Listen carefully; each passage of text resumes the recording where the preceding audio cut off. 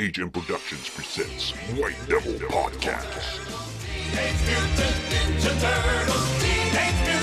Hi everybody, this is TheHande, and welcome back to the White Devil Podcast. This is White Devil Minicast number 9, and that officially makes this episode 35 of the White Devil Podcast. And yes, this is yet another slightly impromptu minicast. I'm just doing this by myself. I have a very specific topic today that I want to talk about, and it relates to the video which came out, when you're listening to this, probably last week, but as I'm recording it, this video is going to come out tomorrow. The video which I'm talking about, of course, is 4 Movies You've Never Heard Of, Part 6.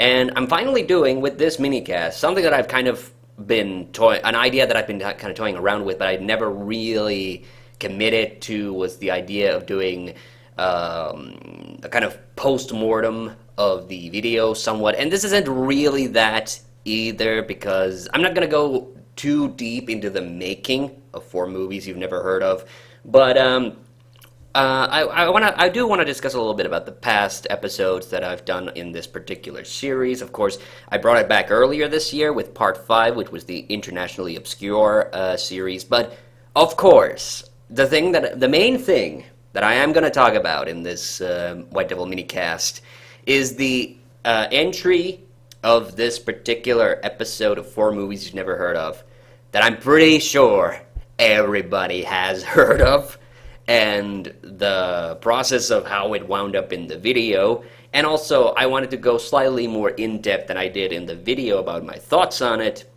That, of course, is Turtles Forever. Now, if you're also watching my 7th Guest Let's Play series, I'm not sure if those episodes have come out, but I did actually discuss this 4 Movies You've Never Heard Of on that Let's Play series. So if you're listening to this and you're watching the 7th Guest series and you're getting a kind of sense of deja vu, sorry about that, but yeah, I did such a poor job of talking about this video project in particular in that Let's Play series that I decided let's just sit down, or I said to myself, let's just sit down and talk about it. Okay, 4 Movies You've Never Heard Of is a series that I've had going on for quite some time, but there was a long gap. The last episode before the one that came out this year actually came out back in 2012, and then there were the earlier episodes. The idea of this originally came from those Bellevue DVD collections, and honestly, at the very beginning, when I did the first 4 Movies You've Never Heard Of, it never occurred to me that it should be a series. It was only when I managed to acquire a second collection, which was the Action Movies collection, that's when it officially became a series. Then with the third one, I thought, hell yeah, I can keep this going. I can keep this train going for a while because I had seen those collections. And then they just disappeared. People probably just either bought them or they got stored away in the warehouses of different stores and shit, and then that was the death of the series, basically. Now, the revival of the 4 Movies You've Never Heard Of series has actually been in the making for a long while, and I've been thinking, there are other obscure movies I could talk about, but it really did take me, it took me way too long to finally, get around to doing that 5th 4 Movies You've Never Heard Of, and what it really came down to was that there were a bunch of movies in that particular video that I thought, I need to get around to reviewing these. And also, at the beginning of this year is when I got this whole DVD collection of old Finnish movies, which had the white reindeer or the white deer. I cannot honestly remember. I think it's the white reindeer. That's the official English title, because it's confusing because the Finnish title is just the white deer. But whatever. So I thought, I need an excuse to review this movie. I could have done it as a one-off, but then I realized at the same time, hey, what if I pair this up with others? I was originally thinking of pairing it up with the other movies in that collection, but the others just weren't interesting enough to talk about, except for maybe one exception. So I thought, hey, I've got the Treasure Island movie that I've been planning to review forever. It's an Australian animated movie. Dragon Squad is one that I've been sitting on for a long time.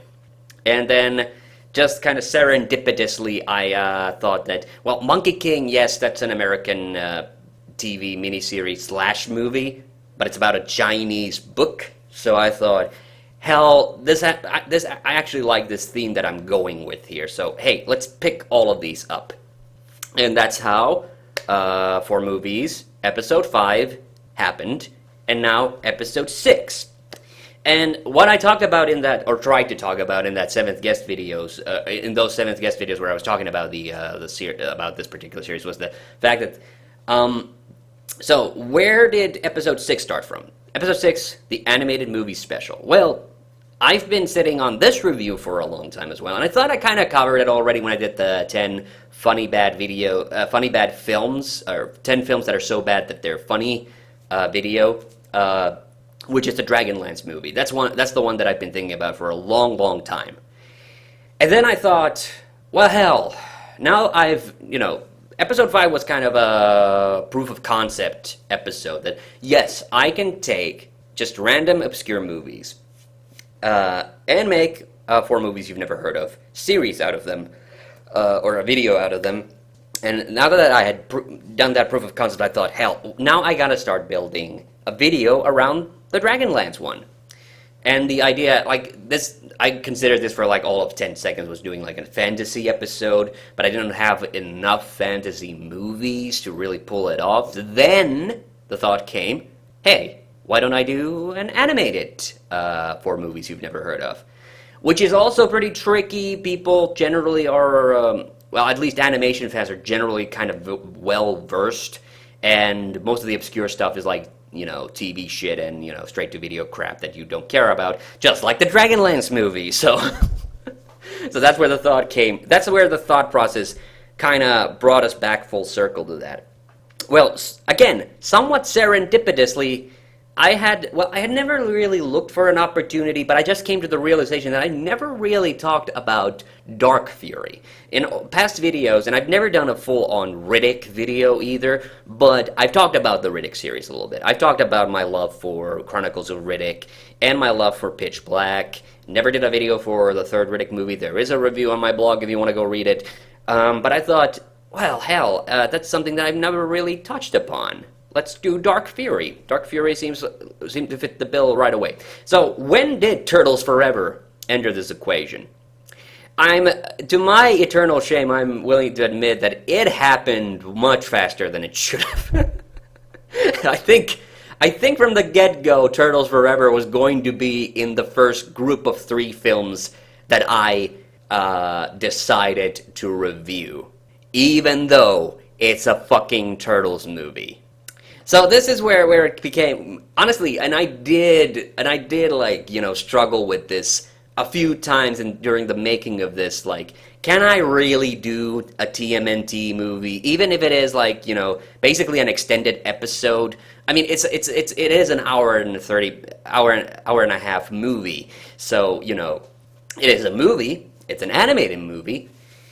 So, again, I kind of had to pose myself a philosophical question about, like, what is this series really about? Is it just about movies that absolutely nobody has heard of? Because if that's the case, like, I could do a whole Finnish episode easily, because nobody has ever heard of any of those movies. Or, is it enough that it's like an obscure movie, a movie that not a lot of people, or a very small handful of people have probably ever seen? Because, like I said, it's the idea that 4 movies you've never heard of. Like, sure, you may have never heard of them, but that's just because they were in video distribution. But, like, I'm sure some people have seen them. So that's where my argument that it was obscure enough.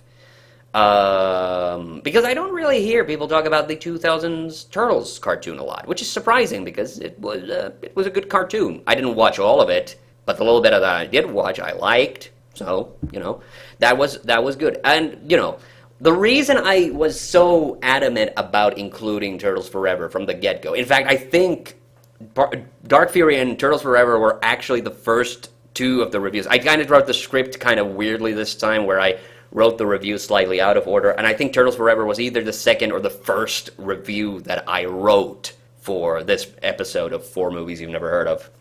So, because I had a lot to say about it, this is which actually made it kind of unusual. It actually broke a four movies you've never heard of tradition, because traditionally either the first or the last movie, those are usually kind of the places of honor that I usually go from either the very worst movie to the very best, or vice versa. So, and either the very first or the very final movie kind of gets the honor of being the main feature, which is kind of gets the most comprehensive review. Like with the first four movies you never heard of, it was Cyborg 3, which actually, because this was in the 10-minute video era of YouTube, it actually got its own video. I had to split off the first episode into two videos. But I think of it as one episode. Then in the action movie series, it was White Ghost kind of got the special treatment because it was the only one of the movies that wasn't, excuse me, it wasn't a fighter jet movie. Then in the action movies series, no wait, Hollywood's Best. Sorry, Hollywood's Best. Geez, now my memory's failing me now. What movies were there on that? Was that the Martians Go Home one? I think Martians Go Home might have been the one that got a little bit of special treatment. I'm going to take a sip of water, just a second. That's some good water. Wow.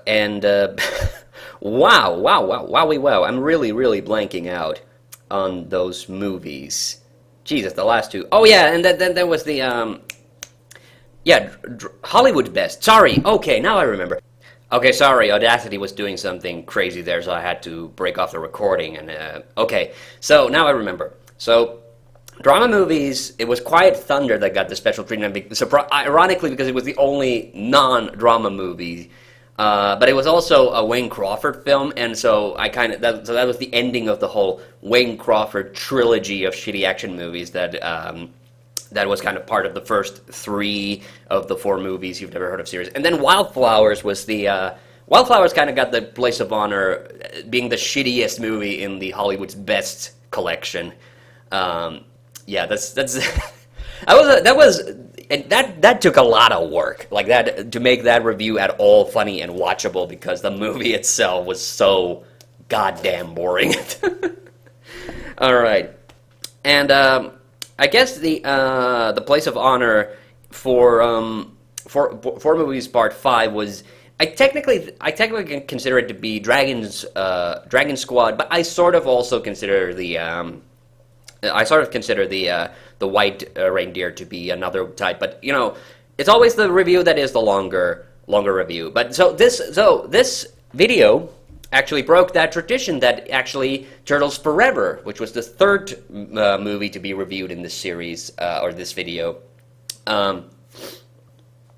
it got the longest review. So that was kind of breaking a little tradition. And that was because I did kick around the idea with the fourth video, and there was there were two possible replacements for Turtles Forever, or this last fourth one. I honestly I was shoveling between these two, because like I said, like even I thought maybe Turtles Forever isn't the right pick for this particular series. So Santa Claus and the Witch's Drum was an early candidate. The only reason and the only hookup with it, I did want to review it. That was the thing. I absolutely did want to mention it, and it was going to be just a gush fest for me, basically, because it's a childhood movie of mine and I love it. But the only thing that was holding it back was I was thinking, like, is it unseasonable to do a Christmas movie in like September? So, you know, but yeah, I ended up in the video because in the end it was like, yeah, I can review this. I can review this one with my eyes closed. So it, you know, no brainer. But I want to say the two movies. But I do want to quickly mention the two movies that almost replaced Turtles Forever. One of them was the animated Wonder Woman movie, which is awesome, great. I would even dare say I like it better than the newer live action movie. The other one that I was considering was Extremely Goofy Movie, the sequel to a Goofy movie. But you will notice already that, you know, the big problem there, that one is Warner Brothers, the other one's Disney. And they scare me. Warner Brothers and Disney scare me. So that got me a little hesitant about doing either one of them. I might still do them in a future for movies you've never heard of, but in the end, I ended up sticking with my original pick, which was Turtles Forever, and also because writing the review, I immediately realized yeah, I have so much to say about Turtles Forever that it has to go in here. But okay.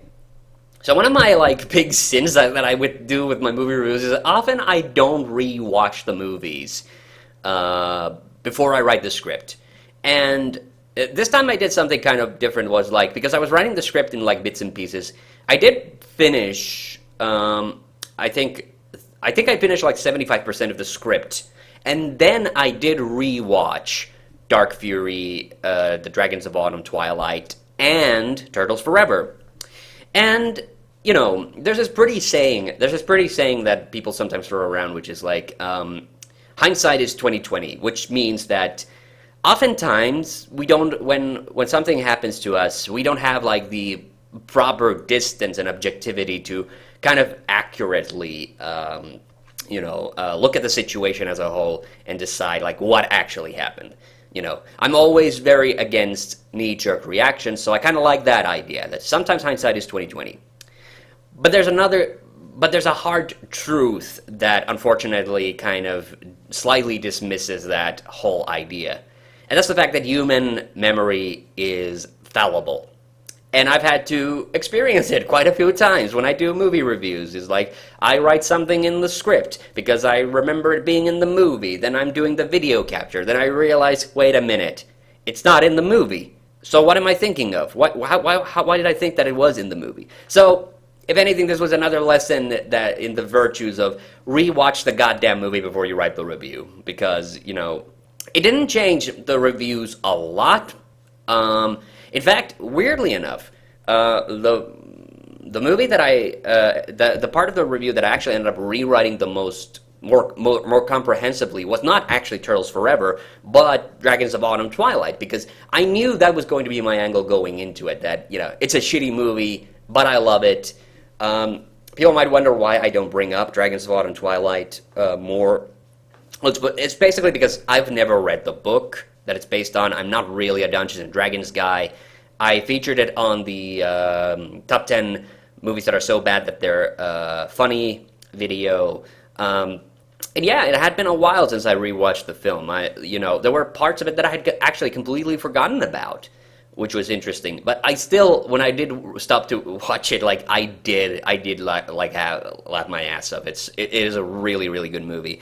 But the things that I ended up rewriting a little bit was that originally I talked about specific scenes in the film, but I realized that I was overemphasizing them a little bit, because I realized that there was other shit in the movie that was far more interesting to show to you guys, like that first battle scene with the Draconians, which I technically have shown. But then there were one scene that I had completely forgotten about, was the one with that unicorn. That was when that suddenly happened. Holy shit! Was this always in the movie? It's actually kind of this beautiful movie sandwiched between two of the most derpiest sequences in the whole film. So it didn't change it didn't really change the overall tone and style of that particular part of the review. But it did change, what the specifics of what I was talking about. I did always plan to talk about Kiefer Sutherland's, character in that. That's actually one thing that I made almost a conscious decision not to talk about, because, I'm a voice acting geek, but I still decided not to talk about all the different voice actors that were in, who were in the Dragons of Autumn, Twilight, because there was Lucy Lawless is in that, aka Xena. And also in Dark Fury, Dark Fury has Tress MacNeille playing the villainess, and yeah, I do feel like a bit of a jerk because I only talk about Vin Diesel and Keith David. That one I do have to say, I could have probably slipped it in there, but at the same time, Dark Fury's the whole thing with Dark Fury for me was kind of getting the truth out there that I just don't really like Peter Chung's art, so so I decided, I'm not gonna try to reel people back in. I did make note that I did add a few lines in the Dark Fury review as well to point out that yes, there are good action scenes in it. I just don't like the movie overall. All right. Turtles Forever. Okay. Like, that was the big one, and there was, I didn't rewrite the review as comprehensively as I did with The Dragons of Autumn Twilight after rewatching it, but I did have to make one adjustment, one kind of major adjustment. Okay, and, and I talked a little bit about, like, what I thought was the main problem with Turtles Forever. For me, was because, as a Turtles fan, I actually, I like the 80s, 90s, the Swenson Murasaki television show. I kept forgetting the company name, so that's why I didn't write it in the review. But as I was video capturing, like, there it was, right on the DVD, like, yeah, Swenson Murasaki. That's the company that produced the cartoon. It doesn't roll up the tongue quite as well as Dick Entertainment or Hanna-Barbera or Ruby Spears or any of the other ones, Warner Brothers or Disney. So anyway, it's Murasaki Swenson again. I'll just quickly say that again. So anyway, because that is my favorite version of the Turtles, like, obviously I would be the kind of person who would have a little bit of a problem with Turtles Forever. And, like, rewatching it, it didn't change my opinion, but, there was one thing, and it still made it into the video because I did think it was justified, but I think there was a line that I cut out, which was me saying that this is how the way they look all through the movie, because that's the image. That's like the first image that pops into my mind when I think of Turtles Forever, is the 4 classic Turtles, tied up by Han, grinning stupidly. Like, that's the image that's stuck in my head, is that they're just doing that for the whole movie. And then I rewatched the movie and I realized, oh no, they have other facial expressions. It wasn't just that.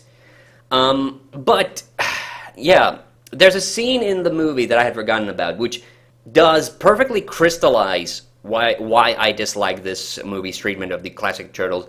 And ironically, I get the feeling like Fox themselves realized that they were guilty of this, because they kind of call back to it towards the end of the movie. And that's when they find the Technodrome for the first time, and when Rocksteady and Bebop and the Foot Soldiers attack them. And then the new Turtles ask the old Turtles, well, so how do you usually handle the situation? And all the old Turtles just say, Turtle power! And they charge at the enemy, and Michelangelo joins them. and that's when Raph says the line, which I think perfectly summarizes the reason why I hate this movie's treatment of the old Turtles. Is like, he says, like, sheesh, it's like having 5 Mikeys now. And that's the reason. That's the fucking reason I never liked those old, creepy rubber suit Turtles movies. And that's my metric for how you can spot, like, a shitty Teenage Mutant Ninja Turtles film. Like, say what you will about the newer CGI ones. They did not suffer from this. So, the one thing I will give Turtles Forever credit for is that they did manage to put in slightly funny individual moments for each of the old Turtles. Like, Michelangelo is Michelangelo. Raph talks to the camera. Don has his techno-babble. And Leo does have a couple of scenes where he says, like, the brave leadery stuff. But the rest of the time, the old Turtles are just this amorphous blob that move together and just do stupid shit together. So that's the thing. When the Turtles' individual personalities disappear, that's when you have fucked up. Okay, it doesn't matter what version of the Turtles we're talking about. Like, if they'd done that with the 2000s Turtles, I would have felt pissed off, because if Mikey's not the fun-loving one, if Leo's not clearly the leader, if Don is not clearly the smart one, like, yeah, fuck that shit. Like you have fucked up. So that was the thing. And, the fact that Raph has the audacity to say that, and it's kind of true in the movie, because Mike is the only one who likes the old Turtles. That's the thing that really pisses me off. And that's the other thing. Like, they completely did away with the personality of those Turtles. It's been a while since I saw the episode of the CG Turtles where they also met the classic Turtles, and it also had the classic Krang. But I do seem to recall that first, like, Donnie had his game face on pretty much through the whole episode. So they did a much better job there of actually, like, emphasizing, like, yeah, these turtles, they all have their different personalities and they react to situations differently. And can I just say, like, I don't like the 2000s versions of Raph at all. Like, I know that's his character, that he is the jerkbag turtle, but seriously, he's such a fucking asshole. And seriously, I mean, I've forgotten about this too. Like, did they really say what the shell on the show? How did they get away with that? Seriously, this is Fox we're talking about. I mean, I know, for like Fox Entertainment and, you know, Fox News is different, but seriously, come on. That's, but you know what? Like, I will give Fox credit on this. This sounds terrible because I know Nickelodeon, I guess, technically animated it, but it was being aired on Fox. I don't know. The whole company situation is really weird. And like I said, the SAG thing, that's another thing. Like, I should have like stressed, like, this is something that I've read, that because of Screen Actors Guild rules, they couldn't have the old Turtles. And honestly, I'm not sure if that's true, because I'm pretty sure like most of the other voice actors are SAG members as well. Maybe there was some other reason, I don't know. Or maybe they were working on something else at the time or were unavailable, I don't know. Anyway, Jesus, what was I even getting? Oh yeah, the callback. Well, we get the callback when they go back to the original comic universe. Okay, sorry, this apparently is not my day today. Like, Audacity keeps doing weird shit. Okay, so the callback came when they go to the black and white turtle universe. And this was funny because, you know, Raph says, because that's the point at which Raph suddenly says, like, man, I like this place. I'm thinking of retiring here. And the four classic turtles say, figures, like, all in unison. And it's so funny because, you know, I think that was Fox acknowledging, like, okay, maybe we're being like jerkbags to them. And that's another thing. Like, there's one thing that I honestly really, really love about when they go back to the 80s universe. My favorite part about that is when they meet Splinter, because, like, you know, just like Leo says, it feels right. Like, Splinter always feels right. But there are some other things I could have nitpicked about that scene, like the fact that you see like the human versions of Rocksteady and Bebop walking down the street, and Irma just randomly, like no reason whatsoever. Yeah, but I do. That's the genuine thing. Like, I get it. They wanted to kind of point out that, yeah, sure, the '80s turtles were, cartoony, ha. But they could have done it. I think they could have done they would have done it a little bit more cleverly, like having a giant pizza attack April. Really, like that's you know, there were, you know, and there's goofy shit in TMNT. I'm willing to admit that there's goofy shit in TMNT, and but like I think the Turtles Forever just emphasized it way more than they really needed to. But so when I was watching it again, there was the other thing that's like, maybe this is something about the 2000 series that I don't know if it was specific to just this movie, but I kind of got the feeling like they were taking themselves just a smidge too seriously. So that's another thing that I don't really. I appreciate the cartoon because it was trying to be more faithful to the comics. That's great. But there are like that's kind of the contrast. There it comes out, like the parts of this version of the Turtles that I don't really care for. But the other thing, the other thing was that like just like trying to focus on the story aspects, like it all eventually becomes about the fact like that the Utrom Shredder is such a fucking megalomaniac that he doesn't care that he'll basically erase all of existence if it means getting rid of the turtles.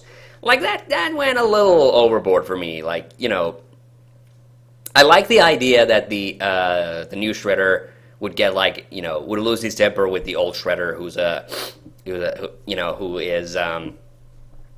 tries to give off like a threatening vibe but is really inept. And that's the other thing, like I forgot just how funny Shredder and Krang are in this. Like they were easily one of my favorite parts of this, and also Rocksteady and Bebop. But I couldn't really find a moment, individual moment in the Turtles Forever that I could have just slipped in from Rocksteady and Bebop. They're just like generally funny in my opinion. And originally I was even going to reference them, like how they blow off both April and the original Shredder. I did manage to slip in the video of the original Shredder there, but yeah, I think that was kind of, that was a really funny moment. Like that's the thing. Like during that final battle scene, like that suddenly did remind me that there's actually something really cool about this version. And I like the fact that this is kind of this is officially where it started, where they started acknowledging that all the different versions of the Turtles, they exist there in their own little dimensions. And I've seen other stuff related to that, which is cool. So when I was watching that final battle scene, and honestly, that's the moment when all the three different Turtles, the 2000s Turtles, the original Turtles, and the 80s Turtles, they all managed to contribute something to the final battle. That's the moment at which I suddenly started enjoying myself, and it led to the biggest change in the review. It's seemingly minor, but it boosted up. Originally, Turtles Forever was going to get 2.5 stars. Because while there were things I liked about it, there was just some stuff that just really I did not like about Turtles Forever. But then when I was watching that final battle scene, I was just reminded, man, this is awesome. And that's where, that's the point at which they managed to finally, like, bring it all together, like, all the good aspects of all the different Turtles. And it just left me with such a good mood that I had to give it, like, that half a star more to get it up to 3 stars out of 5. So, yeah, this is like like I said, this is the, sometimes you really just gotta rewatch. You should not just rely entirely on your own memory of a thing, because my memory of Turtles Forever was, slightly maybe more negative and critical.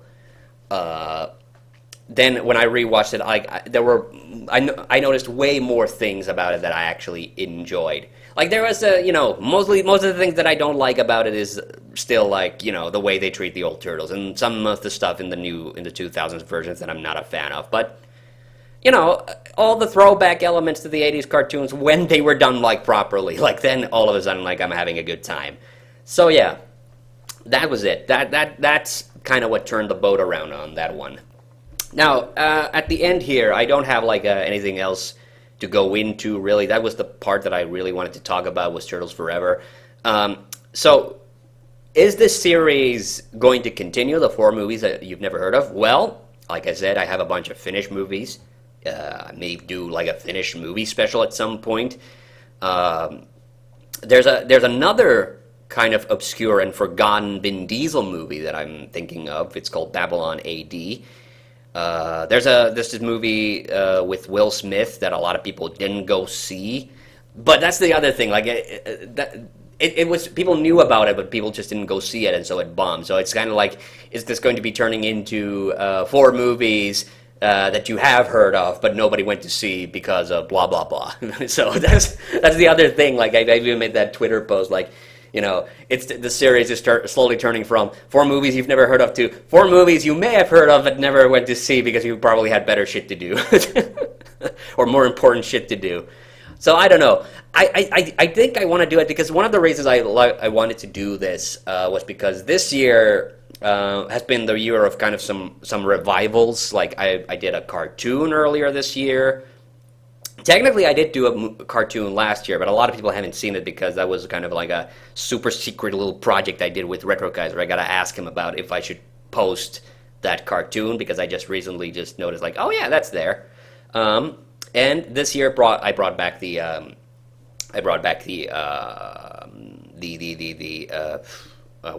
this series, the 4 movie series. But this year was also like a big He-Man and She-Ra, review revival, because the last couple of years were, because of work-related reasons, I was kind of, we were lacking in the He-Man department, and now I've done, like, honestly, this year I have done more He-Man and She-Ra videos than I have done in any year past. Like, we usually, most years, I average around 10 reviews. This year I've done 14. 14 He-Man videos, like episode reviews and top 10s and everything, like counted together. So, yeah, and don't worry, I actually do think I will do more He-Man reviews, but I just to get away from He-Man for a little bit and do something else in the meanwhile. I might do this. And another series that started this year, which was the B&W reviews, I'm seriously thinking about whether I'm officially done with that review series or whether or not I still have a couple of episodes in me. I might do something. And, another thing that actually came to mind was because of Turtles Forever, like, maybe I should review the live-action Turtles movies, like, because this minicast is obviously going to be on YouTube, amongst other places. Leave a comment leave a comment if you think I should do that. But I honestly don't have anything else left to say, so I'm just going to say thank you for listening. This has been the White Devil Minicast, and I'm TheHande Mäkinen, and see you on the next one.